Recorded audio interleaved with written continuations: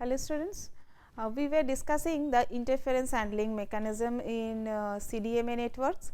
In continuation of that, today our discussion will be on interference handling by soft handover. Last class we have discussed the interference handling by power control mechanism. We will see actually how the second mechanism also be very helpful and how does it help us to handle the interference in the practical networks. So, in a CDMA network we understand that already this conclusion we got from the last discussion on the power control mechanism, that we will deploy the network, the CDMA network in a single cluster mode. We call it a cluster 1, or we sometimes call it is a cluster 1 cross 1, means single cluster and single frequency. And if we are not using a cluster 1 cross 1, then we will have the clusters where actually the frequencies, the cluster 1 cross 1, where actually the same frequencies are allotted in the multiple clusters. So, cluster 1 cross 1 is an example here and cluster 1 is here. So, if this is the situation, so any in both the cases, as the frequency that is getting used for the transmission for all the mobile users are exactly the same, then there is a possibility that you will get a high intra-cell as well as inter-cell interference. And even a single mobile station in such situation, when I am in a neighboring zone where my all the neighbors are using the same center frequency, especially the mobile users who are located in the boundary of the cell or the cluster, they will actually play the major role in creating and controlling the total interference of the network. Basically, the users who of any cluster who are sitting in the boundary zone, they will be creating interference to the immediately next neighbors clusters and neighbor cells. And this may be something like this, can be explained something like this. Suppose this is a mobile base station, this is a cell number 0. So, it has a base station equal to 0, and this is a mobile station, let me name it as mobile station 0.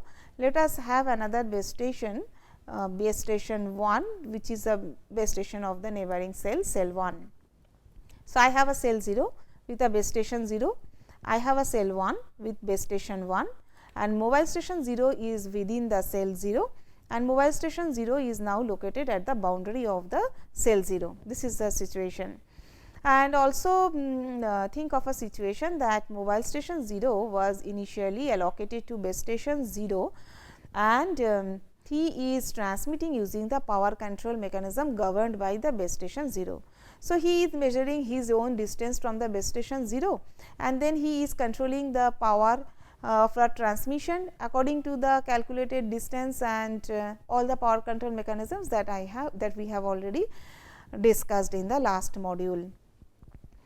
And it may happen, now see and think a situation that currently though it is served by this guy of this base station 0, and the highest received level of the power, if it is as it was enrolled to the base station 0, because whatever the power it was receiving from both the base stations instantaneously, it was found that actually received power was more from the base station 0. So, it was allocated to the base station 0.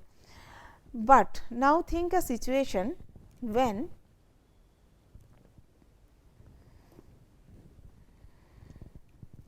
this thing has happened. So, what we draw some figure like this. So, we had two cells, one is having the base station 0, another is having base station 1.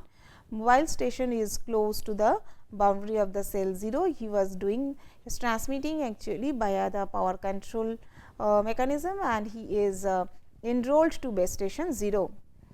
Why he was enrolled? We discussed that because he measured the received power level from both the base stations, and he found that the received power level is more from base station 0. So, he was enrolled to the base station 0. Now, think of a situation that because of the because of the change of the fading condition change of the environment, suddenly the channel between the base station 1 to this mobile station 0, it got better compared to the base station mobile station 0 to base station 0. So, I repeat, the channel is now very good between base station 1 to mobile station 0 compared to the channel between mobile station 0 to base station 0. So, by means of channel is good, we mean the fading is very less, fading is very less. So, the power with which this mobile station is now transmitting, the power that is received by base station 0 and the power received by base station 1, if I compare under the situation when the channel here is good compared to the channel between MS0 to BS0, you will suddenly see that the power that is getting received from MS0 to base station 1 is more compared to the power that is getting received by the MS0 to BS0. It may happen because of the sudden change in the fading condition of the environment, and because of that now what will happen, this power, this mobile station 0 power will be working as an heavy interference on the overall the signals that the base station 1 is receiving from his own cell mobile users. So, this situation is a completely unwanted one, and maybe because of very few milliseconds this phenomena has happened, and after that the channel condition has got reversed, and anyway again the mobile station 0 is found to be good with the to be associated with the base station 0. And again actually the interference power transmission is not received power from the MS0 is not such that the interference is high, but because of that, but that may be actually the most of the cases, but in between for those milliseconds time when the because of the good condition of the channel, the power received from the MS0 to base station was became suddenly so high that it totally damaged the communication within that cell 1. So, this is possible, and hence this is the reason why actually we are discussing this soft handover is required. The certain situation like this demands that you should not control the power control, you should not give the command for the power control of the mobile users who are actually in the boundary of the both cells by any one of the base stations. Its power control command should go from jointly from base station 1 as well as base station 0. So, eventually what we are demanding is it is something like that the base station 1 and base station 0 should cooperate with each other to some extent, and they will actually jointly at any particular time jointly they should actually instruct the mobile station to control the power, so that the interference profile of say both the cells are maintained. It should not be actually going beyond some certain threshold of the individual cells. It may happen, why we are talking about only 2 base stations, it may happen actually that the other neighboring cells are having also the same kind of the phenomena. True it is, because but then we may actually come to the conclusion that out of all the neighboring cells who are having this kind of the effect from mobile station 0, those two, at least 2 of them who are having the significant effect from the power transmitted by mobile station 0 should take part actually in the decision of in the decision process of this of mobile stations power control. So, how do we implement this soft handover? We understand now that we are having 2 different kind of the communication direction. One is the uplink direction, which is from the mobile station to the base station going on. Another is the downlink communication, where the base station to the mobile station communication will be going on. So, in the uplink direction soft handover is implemented basically by 2 types. So, the two mechanisms are there. It is something like this. So, this is suppose my base station 1 and this is my base station 0. So, if I am having, if it is a downlink direction and I am a mobile station whose power control is required to be controlled by both of them, I will receive signal from both the base stations, and here I have a Rake receiver architecture that already is discussed in the CDMA fundamentals, that we are having the Rake receiver architecture, where inside the Rake receiver architecture we will go by the maximum ratio combining techniques. At the output of the Rake receiver, we will process both the signals from both the base stations, and then we will go by the maximum ratio combining to get the to take the final decision and go ahead with the power control mechanism. Another technique is that each involved these base stations, they perform the channel decoding for the received signals and adds a frame to what they will do that in the downlink again. Each of these base station will perform the channel decoding of the received signal in the uplink and adds a frame reliable, which will tell that when they decoded this typical frame or typical packet. So, what exactly was the reliability indicator. So, they will add actually one field in the frame format. So, which will tell that what is the reliability associated with this decoded frame. So, the frame, both the frames will be transferred from this base station to the radio network controller. Both the base stations will decode the frame and they will send it there, and the radio network controller will pick up whichever is having the higher reliable indicator. So, he will pick up the packet which is having a higher reliable indicator. So, like that it may go on. Remember actually this Rake receiver concept, this one is mostly used, this is called the soft handover in the UMTS, and it has the highest performance in terms of the dB gain that is performed. The highest, if I understand that the highest data rate is also to be considered to transfer all the received signals to the combining element and all. Then actually therefore, if the highest data rate is also needs to be addressed at the same time, then it will be applied only for the base stations and that are installed at the same site, not the base stations of different all the sites.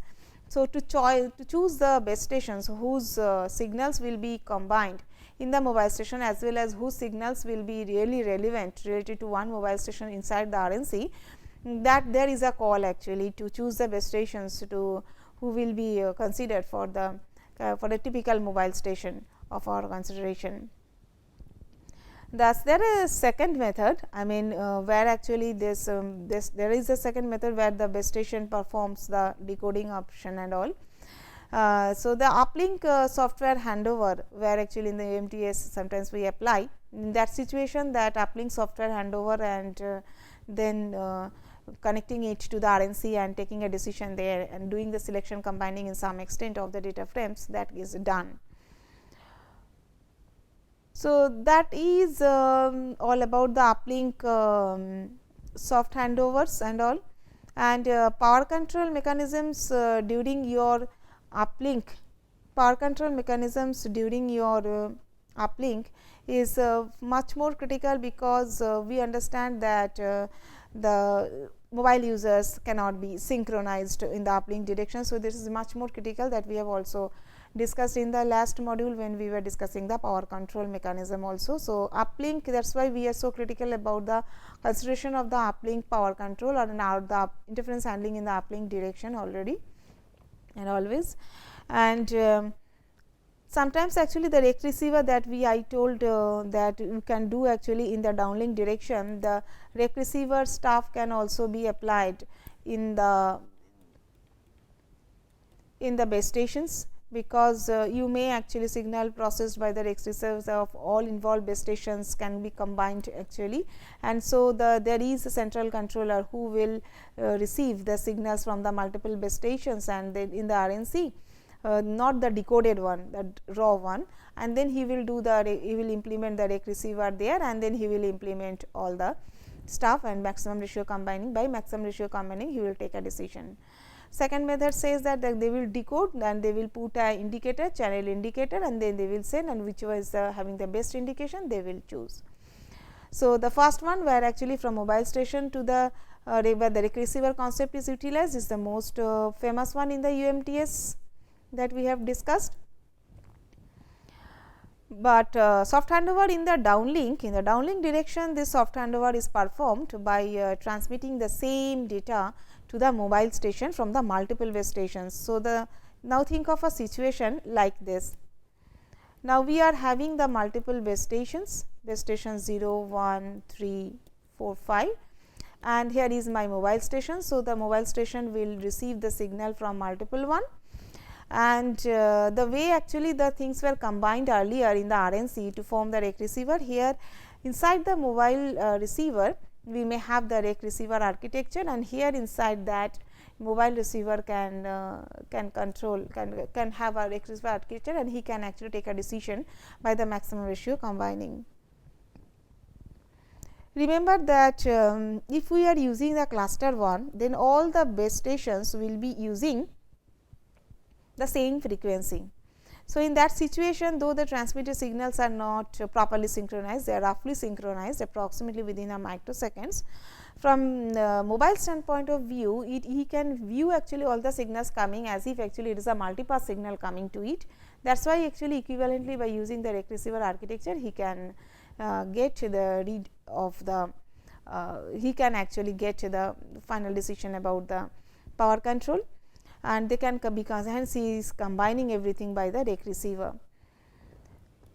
But only modification in the correlation architecture that we have to do here is, if we are not using the same frequency from all the base stations are not using the same frequency and they are utilizing the different frequencies. So, in that case the same Rake finger architecture can be Rake receiver architecture can be utilized, but for the different fingers for correlation you have to choose the different kind of the codes of those base station cells, and then you add the then you apply the maximum ratio combining. But remember actually that all the Rake fingers that we deploy in the mobile station, that should be limited, and so fingers in the mobile station is also limited, and that also limits the number of the input signals that you can combine and you can utilize for the processing. So, as this soft handover is now in place, you will see that there are two different kind of the gains are involved in this soft handover process. The number one is the micro diversity gain, and this gain comes from the fact of the short term fading. Another is the macro diversity gain, this comes along the long term fading. So, we understood that these two fading we will actually we are associated with the channel, and this is over the short term duration, the change of the channel that we are seeing that we observe, and this is over the long time duration if the changes that the channel take place. And but whatever be the changes in the channel, this soft handover has the capacity to encompass both of them and provide the gain over both kind of the fading. And this macro diversity gain, this one is really profitable to switch the connection. So, as if you wish to get this gain, so it should actually very fast. Finally, actually if you see the output of this receiver or the after the maximum ratio combining, whatever the decision output you will see at the output of the output of the mobile station, finally your target will be to switch from one base station to the next base station to get the highest SNR, received SNR.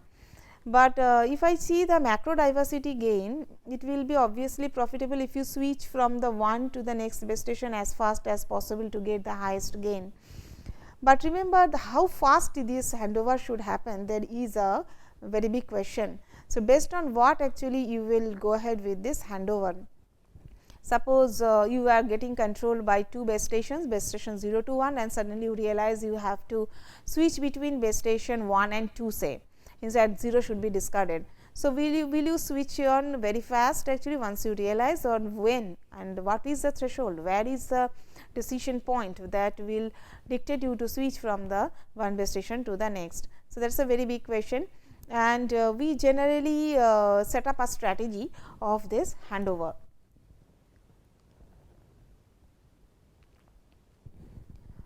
So, we also need to understand, though we understand that very fast switching is possible, which is demanded, but we should understand that if you switch between the cells every on and off now, so then there will be very hard actually going, it continuously will be going forward and backward kind of the handover. Instead of doing that, what we do is actually we keep on actually weighting the average level of the received SINRs over a certain period of the time, sitting inside the for a typical mobile station. and we introduce the concept of the hysteresis margin of some decibels. I mean, this is a typical decibels. If we see that it is going below this level, the power of a typical cell is going below say a certain level, then only actually we will discard accepting the signal from that cell, and we will actually incorporate a new cell base station to take part in the power control mechanism, and hence that new cell that is getting added. So, power is handover is there from the base station 0 to that new base station say 2. For example, if you give based on some practical data measured, for example, this 4 dB may be a reasonable, people found that 4 dB is a reasonable threshold level of the old cell. If the average level of the old cell go below the 4 dB, the signal to noise power, received signal to noise power from the old cell go below the 4 dB value, then we hard handover process is initiated with respect to some mobile station. And remember that for a hard handover, that may have several phases, that may be phases of some seconds actually, where the mobile station is not served by the base station with the best local mean of the signal level, and where the performance may be lower than your soft handover process and all. But we have to bear with all that only because the instantaneous to and fro movement of any process, any sort of handover process actually leads to lot of the control signal transmission over the network, as well as actually it is a hazardous also for the mobile station to quickly switch from the actually from one cell to the next. So, there are lot of the control information as well as actually lot of data exchange is required whenever some handover happens. That is why we have introduced in the last slide the some hysteresis level. So, we have heard about two handovers now, the hard and the soft handover. And with respect to the macro diversity, it depends on this gain that you achieve from that and the performance between both of them. It depends largely on the averaging length over how much time actually you are averaging from the current cell, and the hysteresis margin, the dB level gap that you have kept to decide the handover. And both of this part, they largely depend upon the three things. One is the mobile velocity, the standard deviation and the cross correlation length of the long term fading channel, and the tolerable rate of the handovers, how fast handover you can tolerate in the network as well as in the mobile station. So, is it allowed or not? So, based on that your handover will be going on. So, approximately it is very difficult to quantify how much macro diversity gain you can achieve for a typical kind of the long term fading, but still we got some practical data, and that practical data says that approximately the order of the magnitude of the gain that you see is in the order of the 1.2 dB. The coverage can be improved by around 1.2 dB. If we go ahead by this micro diversity gain, exactly we can get around 1.2 dB improvement in the coverage probability, where the SIR at 95%, at the SIR of 95%. These are the some results recorded in practice. And now, if I come to the total gist and a summary of this soft handover, what we have gained.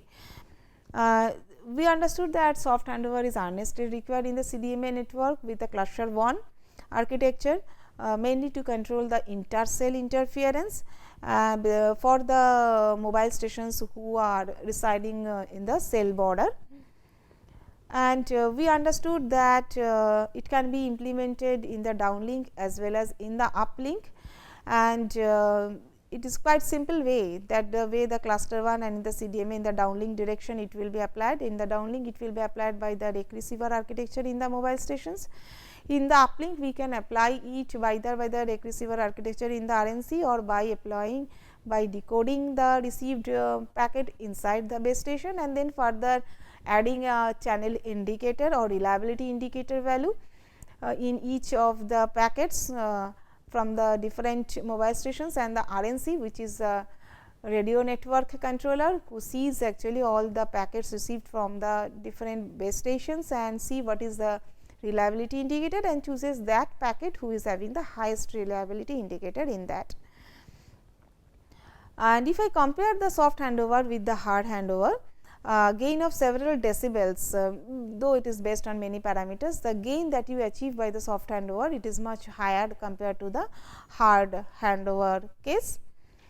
The gain is achieved, though we are thinking that the gain will be achieved, but remember this soft handover is such that you are incorporating lot of the network resources. For example, multiple base stations you are involving to decide whether the handover is required or not, whereas in the hard handover only one mobile station, he is taking care of the incoming signals and then taking the decision whether to go or not.